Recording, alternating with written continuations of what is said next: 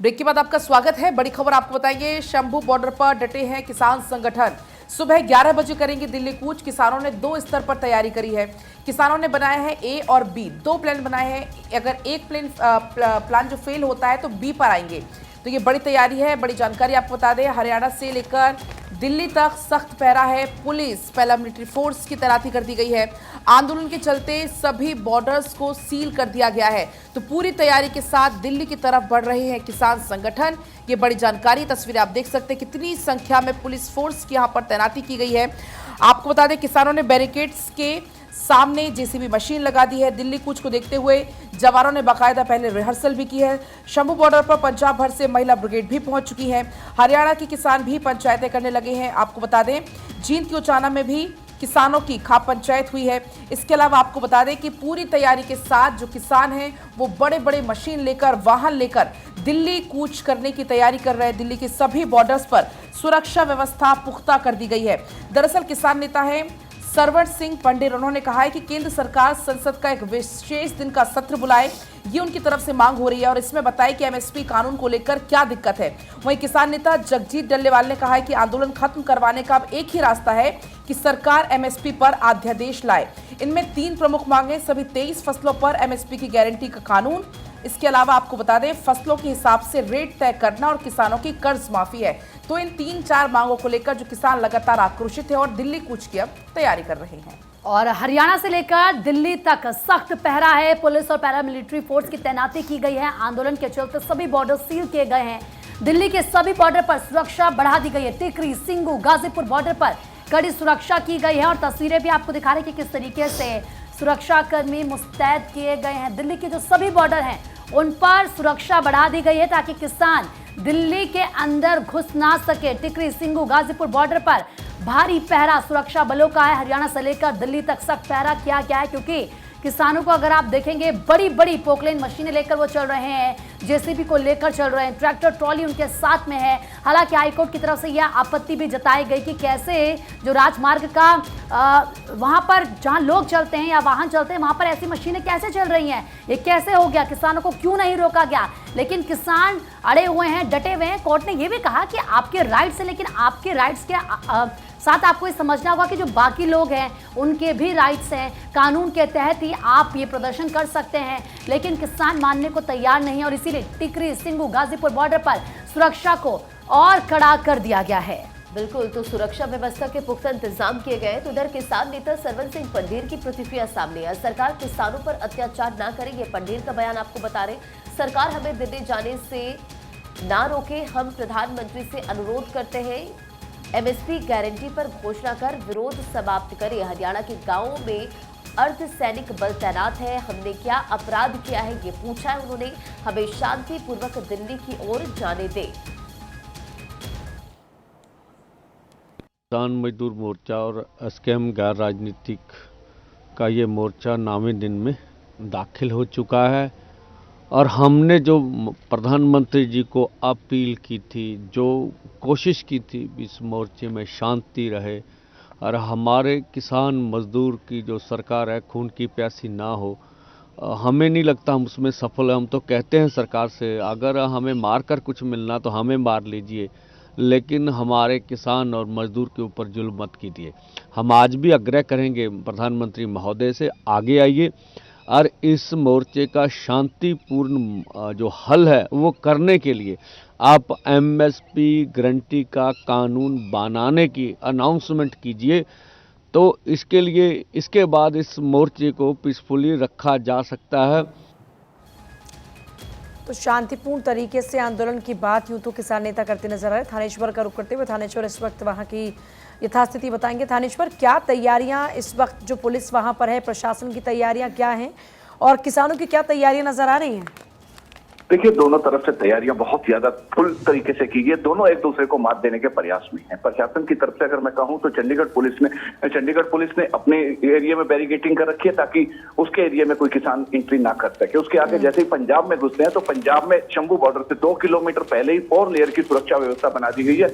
पहले लेयर के अंदर उन्होंने डंपर तैनात किए हैं, दूसरी लेयर में बड़े बड़े कंक्रीट वाले पत्थर लगाए हैं और उसके बाद बैरिगेटिंग कर दी है ताकि कोई भी किसान उस तरफ एंट्री ना कर सके। जहां तक किसानों की तैयारी की बात है, किसान जेसीबी मशीनें बुलेट प्रूफ बनाकर लाए हैं। उन्होंने जेसीबी मशीन के जो कैबिन होते हैं उसके चारों तरफ से बड़ी बड़ी मोटी शीट लगा दी है लोहे की, ताकि उस पर कोई लाठी डंडे या किसी रबड़ बुलेट से अन्य का असर ना हो सके। और साथ ही बड़ी कॉम्बाइन मशीन जो 180 डिग्री चारों तरफ घूम लेती है, वो मशीनें भी लेकर आए हैं। उनका कहना है कि हम हर हाल में आज दिल्ली कूच करके रहेंगे।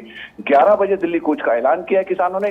साथ ही साथ ये भी कहा है किसान नेताओं ने, शरण सिंह पंधेर ने, कि अगर किसी भी समय प्रधानमंत्री हमसे बात करना चाहते हैं या केंद्र का कोई भी मंत्री हमसे बात करना चाहता है तो हम बात करने के लिए तैयार है। हमें लड़ाई झगड़े में नहीं पड़ा, हम अपनी राजधानी की तरफ एंट्री करना चाह रहे हैं। अगर लेकिन एक तरफ थानेश्वर उनकी तरफ से ये कहा गया कि अब जो भी होगा उसके लिए खुद सरकार जिम्मेदार होगी, दूसरी तरफ वो ये कह रहे हैं कि हम बातचीत के लिए तैयार हैं। तो ये तो दो बातें बिल्कुल अलग अलग हैं। नहीं, उनका ये कहना है कि सरकार बातचीत के लिए जितनी बार आई है हमने बातचीत की है, लेकिन बातचीत में सरकार ने कोई ऐसा हल नहीं निकाला जिससे कि किसानों को संतुष्टि हो सके। एमएसपी का कानून जो है उसके संबंध में बात की जाए। और साथ ही साथ उन्होंने कहा कि हम तो बातचीत के लिए तैयार है, हम तो चाहते हैं कि शांतिपूर्ण ढंग से धरना ये प्रोटेस्ट चले, और लेकिन सरकार हमें किसी भी तरह का कोई रास्ता नहीं दिखा रही है, ना ही हमारी मांगों पर ध्यान दे रही है। इसलिए हमारा जो किसान है वो आगे बढ़ना, दिल्ली की तरफ कूच करना चाहता है। इसलिए अब जो भी होगा वो सरकार जिम्मेदार होगी। अब देखना है कि 11 बजे की जो कॉल है ये दिल्ली कूच करने की, उस समय दोनों तरफ से किस तरीके से आगे बढ़ते हैं और प्रशासनिक अधिकारी उन्हें रोकने के लिए कैसे प्रयास करते हैं। और किसानों की तरफ से फुल तैयारी है। इस समय स्थिति पूर्णतः तनावपूर्ण बनी हुई है। जी ठीक है, बहुत शुक्रिया आपका फिलहाल पूरी जानकारी के लिए। स्थिति अभी भी तनावपूर्ण बनी हुई है और हरियाणा से लेकर दिल्ली तक सख्त पहरा है, क्योंकि किसान दिल्ली की ओर आज कूच करने वाले हैं। आगे बढ़ते हुए बात होगी मानहानि केस की, जिसमें राहुल गांधी को राहत मिली है। सुल्तानपुर की एमपी एमएलए कोर्ट ने जमानत दे दी है। गृहमंत्री अमित शाह पर आपत्तिजनक टिप्पणी की थी, बीजेपी नेता ने मामला दर्ज कराया था और इसी मामले में राहुल गांधी को राहत मिली है। तो देखिए, मानहानि केस में राहुल गांधी को राहत मिली है। बीजेपी नेता ने जो मामला दर्ज कराया था क्योंकि गृहमंत्री अमित शाह के ऊपर आपत्तिजनक टिप्पणी की गई थी, इसी मामले में मामला दर्ज हुआ और अभी फिलहाल राहत राहुल गांधी के लिए सुल्तानपुर एमपी एमएलए कोर्ट की ओर से अमित शाह पर की गई आपत्तिजनक टिप्पणी पर राहुल गांधी को राहत पाला। तो 25,000 के बेल बॉन्ड पर ये जमानत मिली है। दरअसल 2018 का 6 साल पुराना ये मामला था जिसमें राहुल गांधी को राहत मिल गई है। आगे बढ़ेंगे, बड़ी खबर आपको बताएंगे। कलकत्ता हाईकोर्ट से ममता सरकार को बड़ा झटका है। हाईकोर्ट ने बंगाल पुलिस पर सवाल उठाए हैं। महिलाओं के साथ अभद्रता हुई है, हाईकोर्ट का ये कहना है।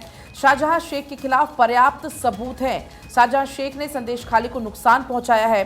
शाहजहां शेख सरेंडर करें। शाहजहां शेख ने संदेश खाली को नुकसान पहुंचाया है, ये हाईकोर्ट की तरफ से कहा गया, क्योंकि जो मुख्य आरोपी शाहजहां शेख है वो लगातार फरार चल रहा है और ऐसे में कानून व्यवस्था को लेकर भी पुलिस सवालों के घेरे में वहां पर है।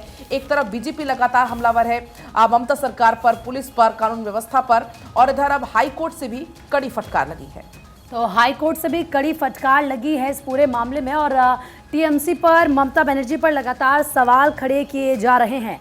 बात बिहार की करेंगे, क्योंकि बिहार में तेजस्वी यादव की जन विश्वास यात्रा का आगाज हो चुका है। 1 मार्च तक कुल 33 जिलों में ये यात्रा प्रवेश करेगी। तेजस्वी जनता को बताएंगे 17 महीने का हिसाब किताब की। 17 महीने जब उनकी सरकार सत्ता में थी, यानी कि जेडीयू आरजेडी की, तो उस वक्त उस दौरान क्या क्या काम किए गए। वैसे आपको बता दें कि तेजस्वी यादव के पास जो मंत्रालय रहे हैं उन मंत्रालयों में क्या काम हुआ है उसकी समीक्षा भी अब ये जो वर्तमान सरकार है बिहार में ये करेगी। आपने नीतीश कुमार को इससे पहले सुना होगा और शायद इसीलिए ये स्ट्रैटेजी आरजेडी की तरफ से तैयार की गई है, तेजस्वी यादव की तरफ से तैयार की गई है कि भाई हम तो जनता के बीच जाएंगे और हम जनता को बताएंगे कि बिहार की जनता से जो वादे हमने किए थे, जो दावे हमने किए थे, उनको हमने कितना पूरा किया है। यानी कि हिसाब किताब बिहार की जनता के सामने तेजस्वी यादव करेंगे। 33 जिलों में ये यात्रा प्रवेश करेगी और ऐसे में हर एक जिले में, क्योंकि तेजस्वी यादव जाएंगे, 1 मार्च तक ये यात्रा चलेगी। बिल्कुल।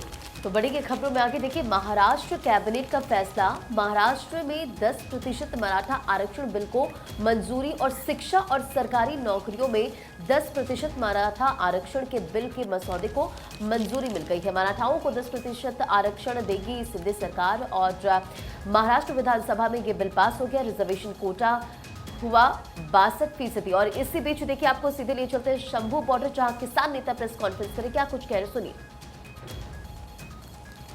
हमारे साथ बैठकर हमारे मसलों का हल कीजिए। अब सभी मांगों के ऊपर, एक एक मांग के ऊपर चर्चा हो चुकी है। अब तो निर्णय लेने का समय है।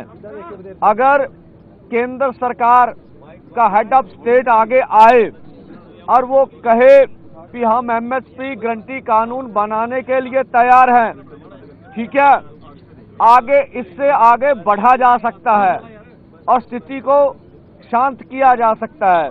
जो हमें नजर आ रहा है, यहाँ एक एक माँ का एक एक बेटा है। हम अपनी ओर से बिल्कुल पीसफुली रहेंगे, पर जो हमने देखा कि केंद्र अर्धसैनिक फोर्सों के द्वारा किसान और मजदूर की आज खून की होली खेलेगा।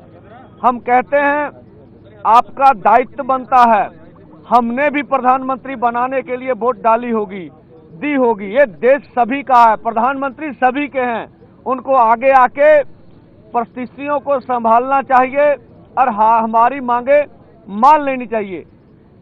1.5-2 लाख करोड़ रुपया ज्यादा बड़ी रकम नहीं है, इसके ऊपर 60% किसान निर्भर कर रहे हैं। खेत मजदूर जोड़ लें तो देश की 80% आबादी बनती है। तो हमारी पूरा प्रयास है कि पीसफुली रहेंगे, अथवा अगर केंद्र को ऐसा लगता है अभी मांग मानने में कोई उसे दुचित्ती आ रही है, तो हम कहते हैं प्रधानमंत्री जी, संविधान की रक्षा करना आपका दायित्व है, आप संविधान की रक्षा कीजिए। हमें पीसफुली प्रोटेस्ट करने के लिए ये नाका खोल के दिल्ली जाने का इजाजत दे दीजिए। ये संविधान है क्या देश के किसान मजदूर का, इससे गतिरोध खत्म हो जाएगा। और आगे भी हमारे जवान है, इधर किसान है, वो भी हमारे परिवारों से है, हम भी अपने हैं। इसलिए हम नहीं चाहेंगे कि हम ऐसा कुछ हो जो देश को आज दुखद तस्वीरें देखने में सामने आए, और हम अपनी ओर से कोई प्रहार नहीं करेंगे, पीसफुली रहेंगे। अब गेंद केंद्र के पाले में, कि वो आने वाले समय में क्या फैसला करते हैं। देखिए, जैसे मेरे साहब ने बताया कि हमारी मंशा किसी तरह का भी अशांति पैदा करना हमारा निशाना नहीं है, ना कोई हमारी इसके ऊपर कोई प्रेस्टीज इशू है कि हम तो ऐसा किए बगैर रह नहीं सकते। लेकिन बात ये है कि हमने दिल्ली जाने का प्रोग्राम बनाया, ये आज से नहीं बना, ये 7 नवंबर की हमने कॉल दे रखी है।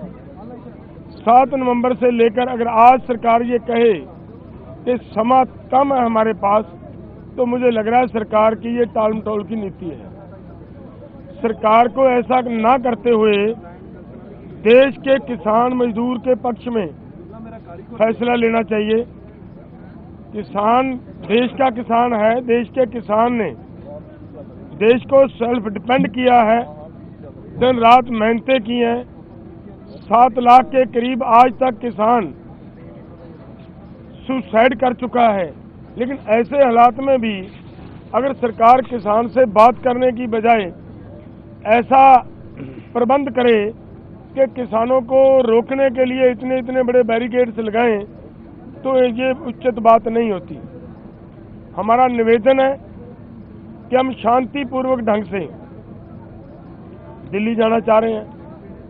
सरकार कृपया हमें खुद ब खुद अपने वो बैरिकेड्स हटाते हुए दिल्ली जाने की अनुमति दे, वहाँ दिल्ली बैठने की व्यवस्था बना दे, हमें कोई दिक्कत नहीं है।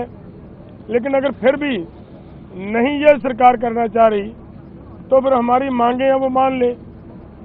हमारे देश के प्रधानमंत्री जी हैं, हमारी सरकार जो वहाँ दिल्ली में बैठकर बड़े बड़े फैसले लेती है हमारे आम देश, पूरे देश के लोगों के लिए, वो आज अपने किसानों के लिए एक बयान नहीं दे सकते कि भाई किसानों का हम ये मामला उनके फसलों की खरीदी का गारंटी का कानून बनाने के लिए तैयार हैं, बनाते हैं, तो किसान भी शांत रहें। हम शांत हैं, किसानों को शांत कहने की किसी की ज़रूरत नहीं है। किसान पहले से ही पूरी तरह शांत हैं, सिर्फ उनकी एक हाथ आगे बढ़ेगा तो किसान अपने आप 2 हाथ आगे बढ़ाता है। सो इसलिए मैं किसानों और नौजवानों को भी ये अपील करूंगा कि देखिए आज जिस तरह का माहौल है, सरकार जिस तरीके से अपनी जिद पे अड़ी हुई है, ऐसे हालात को बड़े दिमाग से, बड़ी समझदारी से हमें हैंडल करना होगा। कहीं ऐसा ना हो कि हम आपा खो बैठें। यहाँ बहुत सारे तत्व सरकार जैसे पहले देखा गया है पिछली बार, वहाँ खनौरी बॉर्डर के ऊपर पुलिस के अधिकारी आए और हमारे नौजवानों को, हमारे किसान